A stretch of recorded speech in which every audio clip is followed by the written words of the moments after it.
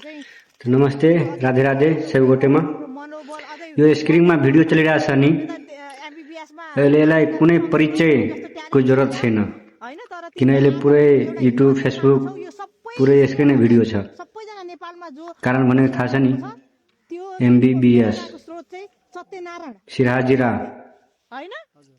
बरियारपट्टी वडा नम्बर 2 को यो व्यक्ति हो झोपडीबाट निस्किएको मान्छे जो 9 घण्टा अर्को घरमा गएर लेबर मिस्त्रीको काम गरेर संघर्ष मेहनत गरेर अहिले एमबीबीएस मा नाम निकालेछ। कसैलाई जान्न थिएन, कसैले यो को मान्छे हो के हो कसैलाई थाहा थिएन, तर योले त्यो झोपडीमा बसेर आफ्नो पेनको तागत अहिले पुरै नेपाल भरि हेराएको छ। अहिले यसको घरमा सबै ठुला ठुला व्यक्तिहरू गएर भिडियो बनाइरहेछ, तर पहिला यो भन्दा पहिला यसलाई सपोर्टको जरुरत थियो तर कसैले गरेन। अहिले सबैले गएर भन्छ मैले सपोर्ट गर्छु, मैले यस्तो गर्छु।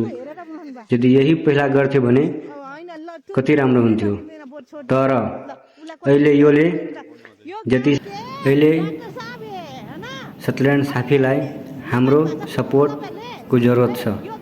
त्यो सबैजना मिलेर जुन जुन नेपालको संस्थाहरू छ सपोर्ट गर्नु, यसलाई यस्तो यस्तो मान्छेलाई अगाडि बढाउनु।